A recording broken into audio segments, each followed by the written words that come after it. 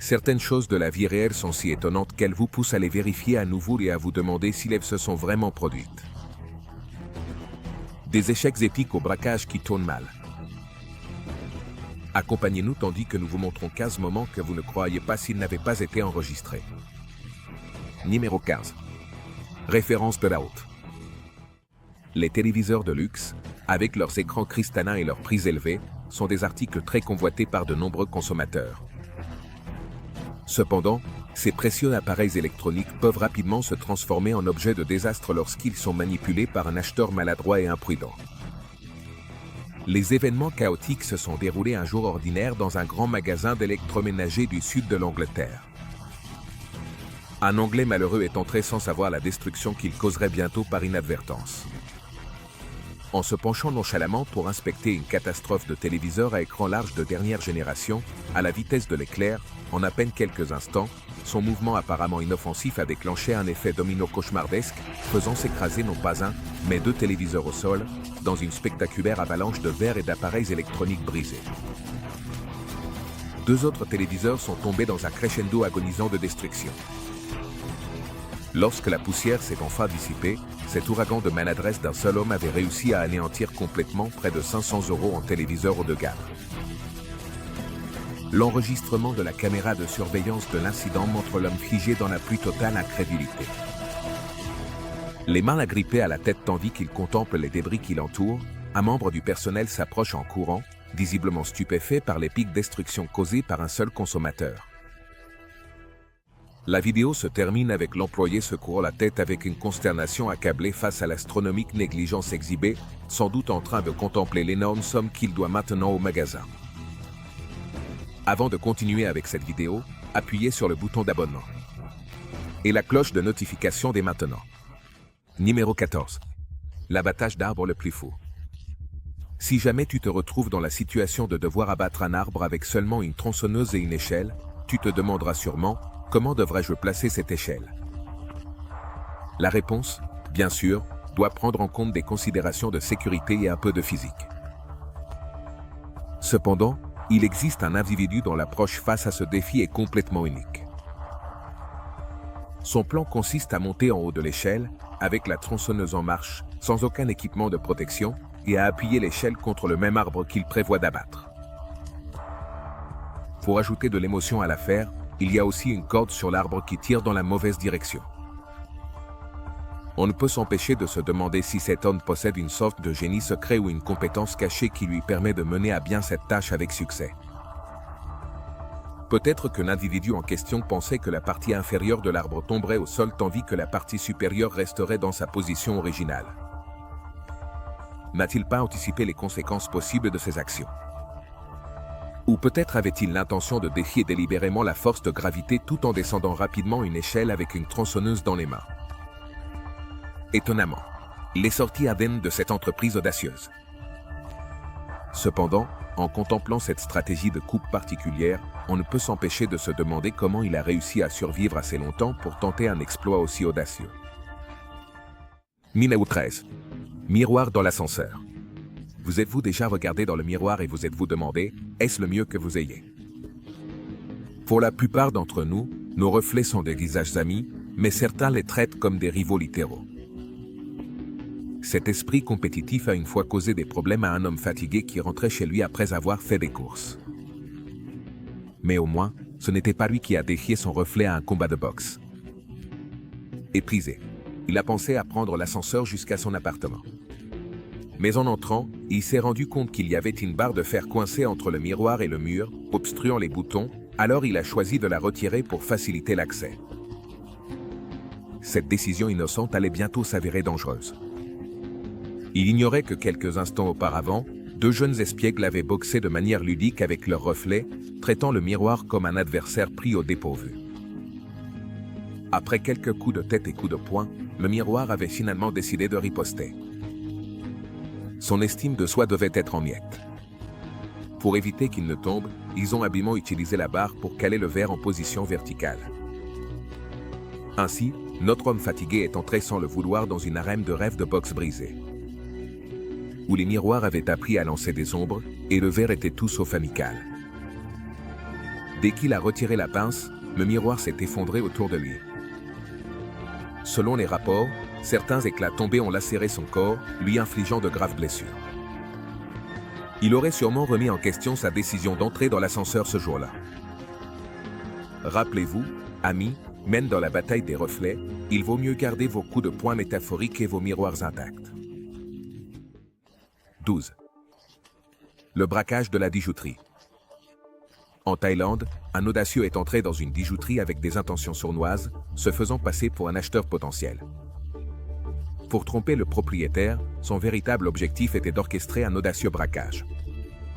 Utilisant une ruse trompeuse, il a demandé à examiner de nombreux trésors étincelants, feignant un intérêt pour l'acquisition d'une pièce.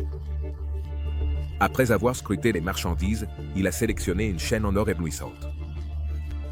Profitant du moment, il a mis le collier autour de son cou comme s'il voulait l'essayer. Puis, au milieu de la distraction, il s'est précipité vers la sortie, s'efforçant de s'échapper avec son prix en or. Mais son audacieux plan d'évasion allait se heurter à un obstacle inattendu. La porte était fermée à clé. Piégé par sa propre tromperie, le faux acheteur fut contraint de se faufiler de retour au comptoir, pris de panique et de honte, rendant les bijoux volés pour son humiliation. Le voleur maladroit se retrouva maintenant confiné dans le même magasin qu'il prétendait piller, car sa tactique mal conçue échoua lamentablement. Peu de temps après, les autorités sont arrivées. Répondant à l'alerte du propriétaire et appréhendant rapidement le délinquant, ce voleur malchanceux apprit à ses dépens que le vol qualifié nécessite plus de prévoyance qu'il n'en possédait.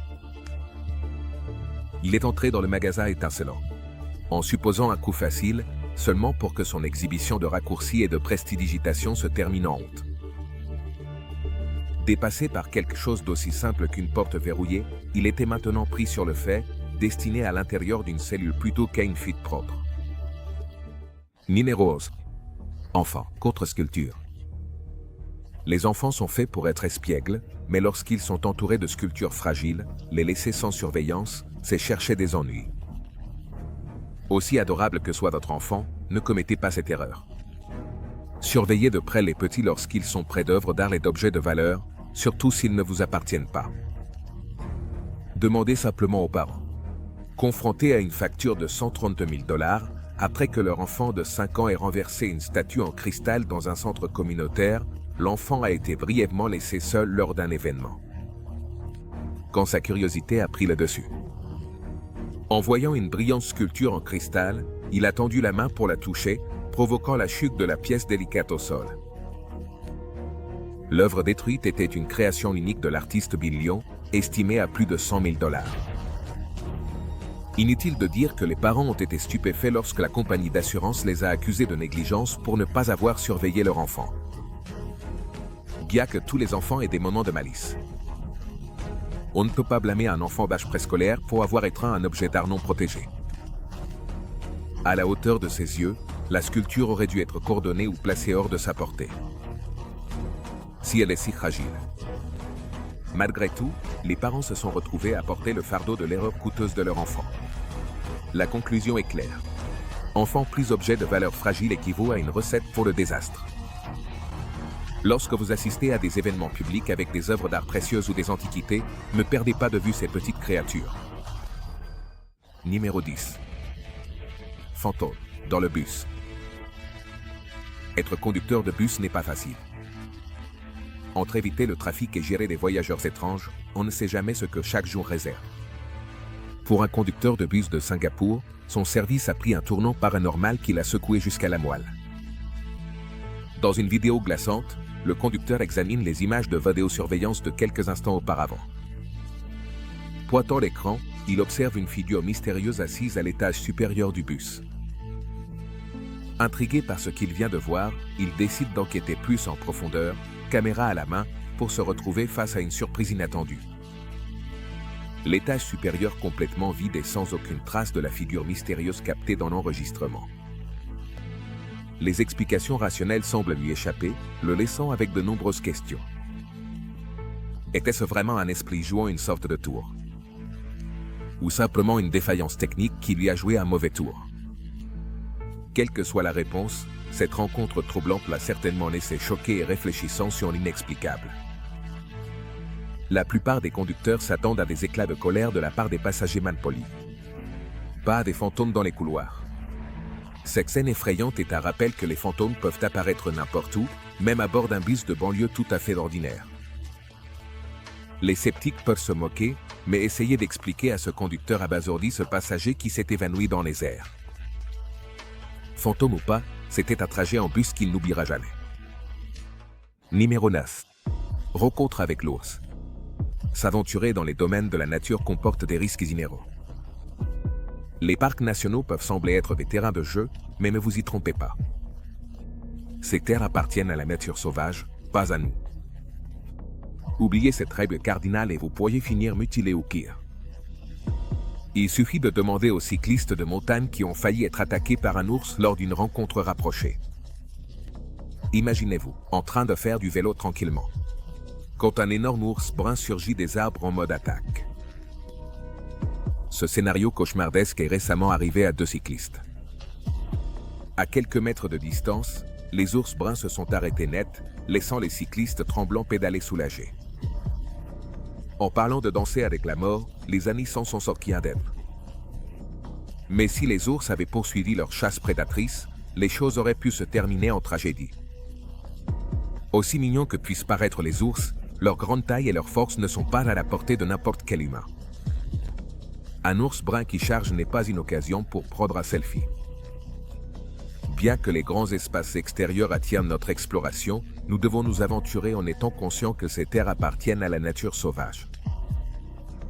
Marchez prudemment et vous pourriez survivre pour le raconter.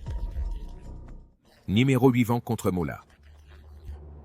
Vous êtes-vous déjà demandé ce qui arriverait à un moulin avant si le vent commençait à souffler extrêmement fort? Eh bien, les pauvres gens de Hornslet, au Danemark, ont trouvé la réponse à cette question lorsqu'une turbine a implosé comme un moulinet mortel. Ces choses sont énormes. Rien que le rotor mesurait 43 mètres de large, perché à 44,3 mètres de hauteur sur un poteau d'acier très élevé. Mais même cette structure colossale n'a pas pu résister à la fureur de Mère Nature ce jour fatidique. La turbine était équipée de systèmes de freinage et de dispositifs de sécurité destinés à éviter les accidents en cas de vent violent. Mais, malheureusement, ils ont échoué de manière catastrophique lorsqu'ils ont été soumis à l'épreuve ultime. Après une défaillance des freins, des techniciens ont été appelés frénétiquement pour réparer le rotor incontrôlé avant que le désastre ne se produise. Mais les vents violents ont continué à gagner en force, et la turbine a continué à accélérer de manière incontrôlée. Les techniciens ont tout essayé pour freiner la bête bourdonnante, mais il était déjà trop tard. Les forces étaient trop puissantes. Puis est venu le bruit répugnant du métal grinçant, cédant alors que les énormes pales tournantes se désintégraient. Dans un tournant hilarant, le rotor estropié a continué à tourner, mais la moitié supérieure du poteau s'est cassée net, envoyant la structure colossale s'écraser au sol. Néanmoins, l'effort inébranlable de la turbine pour exploiter toute l'énergie possible est vraiment remarquable. Ce mauvais garçon savait qu'il ne pouvait pas s'arrêter et a décidé de continuer jusqu'au bout. Imaginez combien d'électricité elle a généré avant de s'avouer vaincue. Ce fut sans aucun doute un noble sacrifice.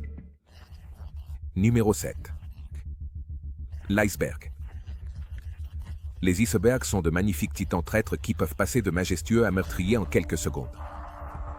Le Titanic a appris cette leçon à ses dépens et maintenant 2 intrépides explorateurs de l'Arctique ont failli connaître le même sort glacial après avoir escaladé le mauvais iceberg. Il est clair que ces bémotes glacées exigent précaution et respect.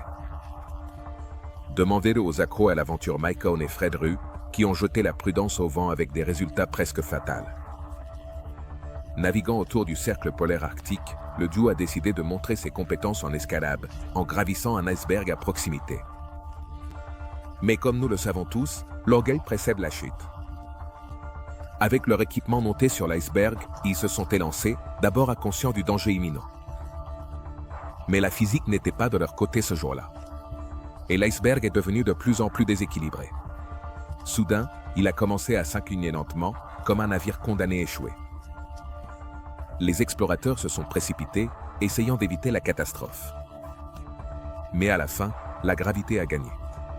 En un instant palpitant, l'iceberg s'est complètement renversé, plongeant les malheureux grimpeurs dans la mer glaciale. La chance fut la seule chose qui les sauva d'être écrasés par l'énorme bloc de glace tournoyant. Emportés par les vagues, les explorateurs humiliés ont évité de justesse une mort effroyable. Même les professionnels chevronnés commettent des erreurs dans l'impitoyable corne arctique, admettant ensuite que, là-bas, même le morceau de glace le plus majestueux peut devenir votre pire ennemi en quelques secondes. Numéro 6. Animaux dans les magasins. Un cheval entre dans un bar, mais avant que le barman ne puisse demander pourquoi cette longue tête, ce fougueux coursier commence à galoper, faisant fuir les clients pour se mettre à l'abri. L'incroyable incident s'est produit dans un bar sportif de Chantilly, en France, lorsqu'un cheval de course échappé est entré en trombe, renversant des meubles à tout va. Sur les images de surveillance, on peut voir les clients stupéfaits courir vers la sortie tandis que le cheval, sauvagement désorienté, cligne de l'œil et trotte dans le bar. Apparemment, le cheval avait laissé son cavalier dans des écuries voisines et avait décidé de venir à pied prendre un verre, parlant d'une entrée effrénée. Heureusement, personne n'a été blessé par le cheval déchaîné, bien que le bar ait subi quelques dommages matériels. Le dresseur a admis que ce cheval avait l'habitude de s'échapper, mais entrer directement dans un bar était exceptionnel, même pour ce turbulent Philippin. Dans un autre cas tout aussi étrange, une vache a été filmée en train d'entrer précipitamment dans un magasin de téléphones portables et de détruire le comptoir. Peut-être voulait-elle vérifier les prix du nouvel iPhone 15. On ne peut qu'imaginer ce qui l'a motivé à entrer tandis que le vendeur regardait avec une totale incrédulité. Les bars et les magasins ambulants devraient être pour les gens, pas le zoo des animaux de compagnie.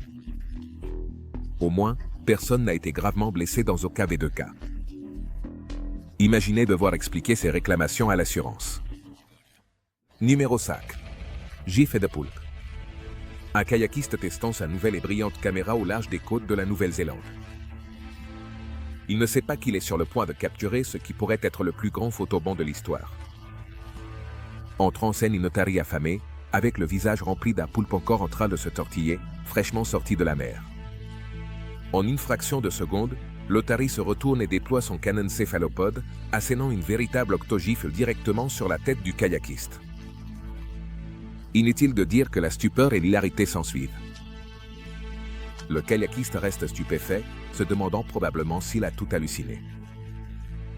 La professeure de biologie marine Rochelle Constantin confirme que cette otarie ne cherchait pas de la chair, mais son prochain repas.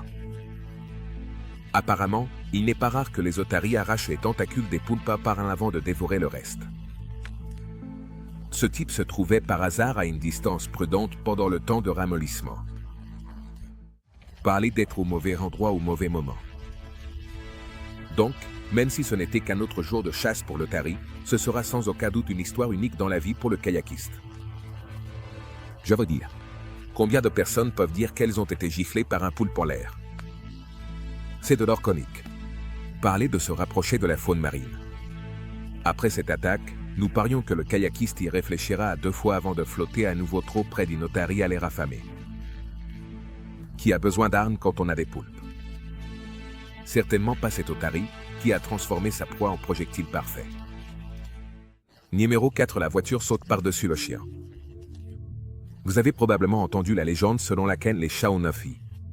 Voir comment ils font des bêtises problématiques et s'en sortent indemnes renforce cette légende. Mais, qu'en est-il du meilleur ami de l'homme, le chien? Bien que ce ne soit pas aussi mythique, ce chien a démontré sa résistance après une expérience proche de la mort avec une Mitsubishi Evo à toute vitesse. Lorsque le rugissement du moteur s'est approché, ce chien noir et blanc a accéléré sa promenade tranquille jusqu'au trot, probablement en pressentant le danger.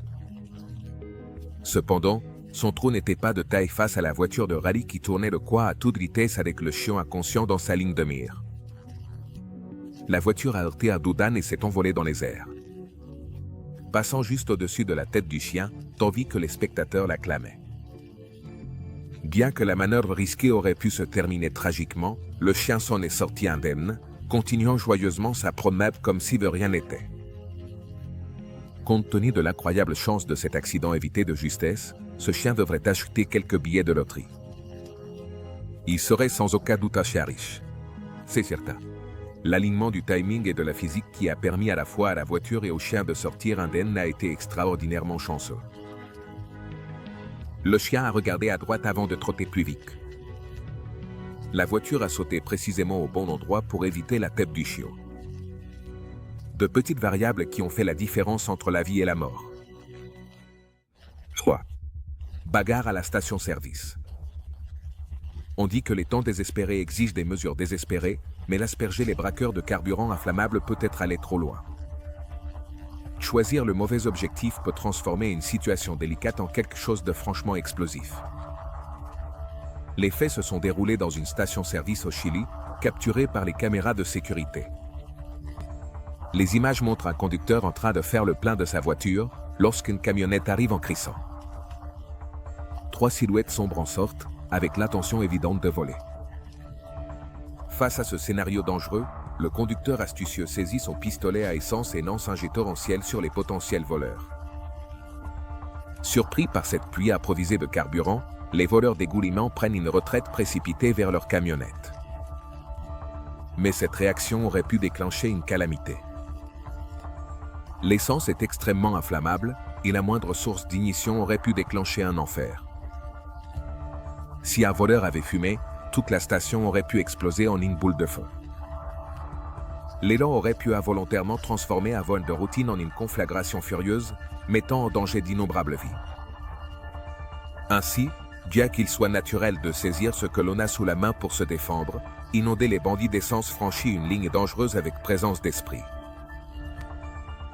Il est possible que le conducteur ait réalisé que la vapeur robuste du carburant à elle seule aurait pu dissuader les voleurs sans avoir à le manipuler directement, et cela a également réussi.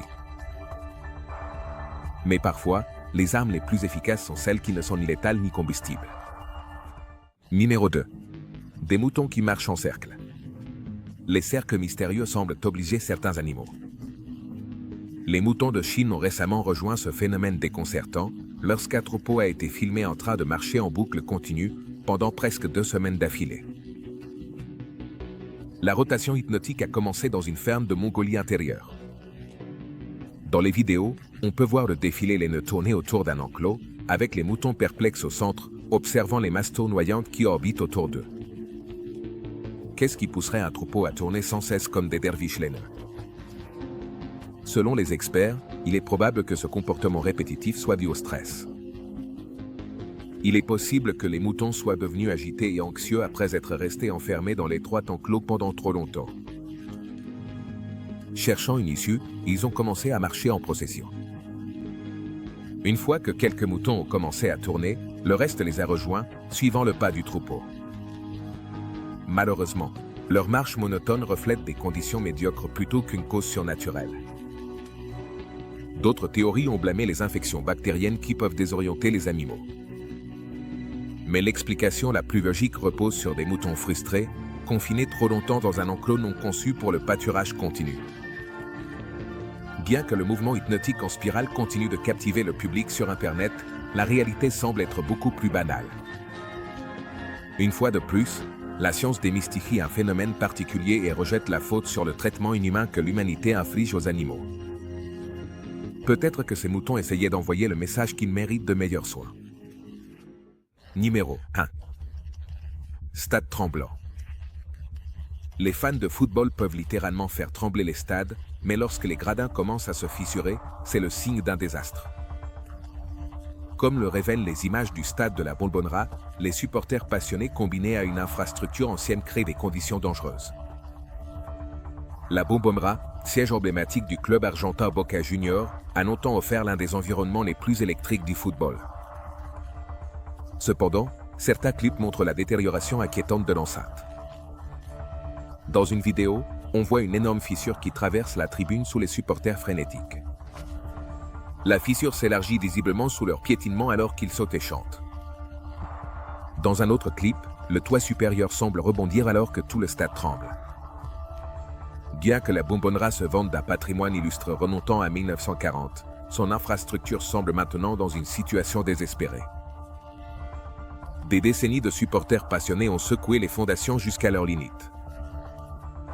Des mesures immédiates doivent être prises pour éviter de futurs incidents. et garantir la sécurité des spectateurs. Les foules passionnées et les gradins décrépits sont une recette pour le désastre. Bien que le sport roi doive être rempli de bruit et de joie, ces acclamations peuvent rapidement se transformer en chaos si les gradins s'effondrent. Ils doivent garantir la beauté et la solidité de ce prestigieux stade pour les générations futures. Merci de l'avoir regardé et à la prochaine.